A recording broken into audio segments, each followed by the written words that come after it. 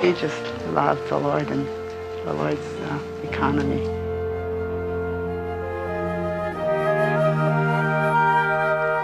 And we see this also in Luke chapter 15. The picture of this wonderful triune God that indwells us today.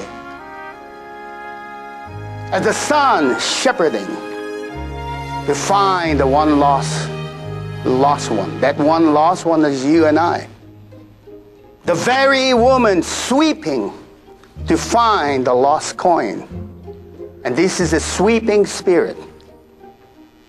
Then, of course, you have the receiving Father, full of compassion. The very triune God, that's the picture of Him. So we, as His duplication, we, the very God-man, who to be filled with the very triune God, will have the same burden. As we're filled with Him, we become like Him. The more we go on with Him, the more this burden will grow and grow.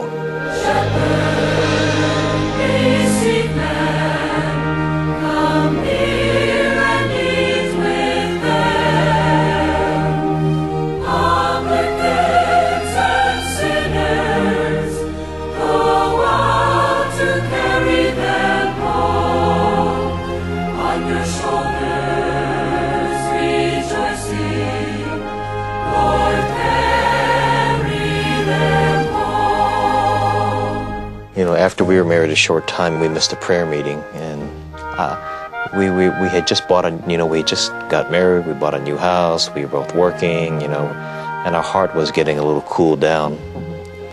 All of a sudden after the prayer meeting, Howard showed up at our door with 2 tacos, in his hand. He knocked on our door, and he came in, and he sat down, and he just began to fellowship of his burden for the young people. It was shortly after that that I went full-time to serve the Lord.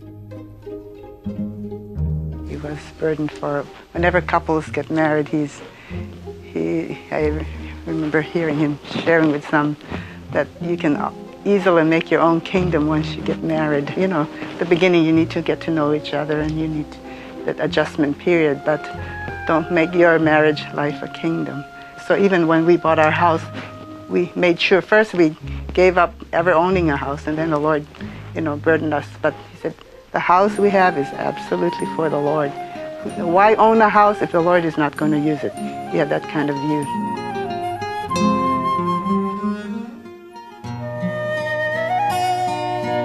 I need you, Jesus, more and more each day.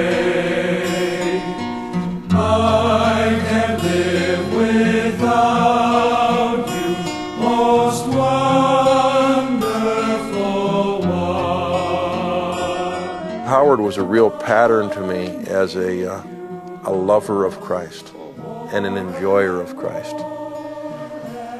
I mean, one reason I believe that we're so close in the Lord is because it was so easy to touch the Lord with Him. I would call Him or I would see Him. It was very easy to call on the Lord's name, very easy to read the Word, very easy to fellowship, very easy to pray. And in this way, we would allow the Lord to have first place. When Jim passed away, he just shepherded me. He just nourished me every way. And he knew, when I walked in your house, he knew that I had come with a problem. And he would just care for me right there on the spot. It's just like he can see within me. He would say, sit down, Sue. I know you have a problem. He was just a caring. I mean, he's really my brother-in-law, but he's a spiritual brother, and yet everything he did and everything he said after Jim was gone, it was like everything was just not in a natural way. I know he had a very deep prayer life, because sometimes I open his door and he's kneeling down and praying. He prays a lot before he contacts people. He really has a burden for the ones, all the saints. And it's amazing. Like say, he just knows where they are at, and he just knows what to say to them.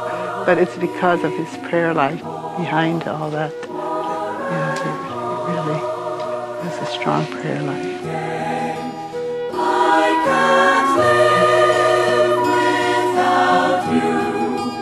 I need your sweet taste. Come quickly, Lord. Amen.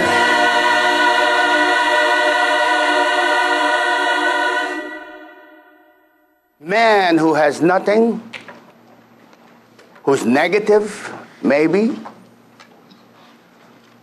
who's not seeking for God, but are speaking, and our burden for them could put faith. The word will be in their heart and in their mouth. And that person will receive the triune God. Everything else that's happening on the earth is temporary. You consider everything that's going on is just vanity. And I'm so glad that the gospel has come to me. I believe this may be the first requirement to be one who shares the word.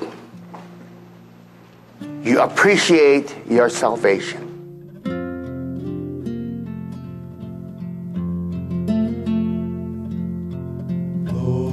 Lord, I just love you,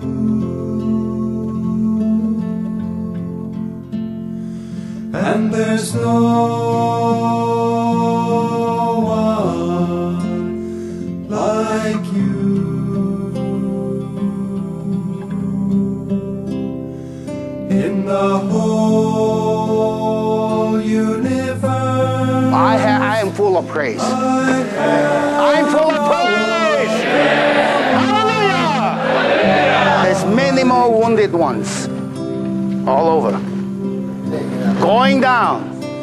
You have the oil and the wine. May we be faithful to take care of them. When he returns, he will repay us. Amen. That's the kingdom reward. Howard Higashi, I will most gladly spend and be utterly spent on behalf of your souls. Our beloved brother Howard is a faithful worker, steadfast pursuer, fervent lover of Christ, unwavering in following the New Testament ministry, untiring in shepherding and caring, unyielding in his fight for God's New Testament economy, a gift to the body and an overcomer in the present age.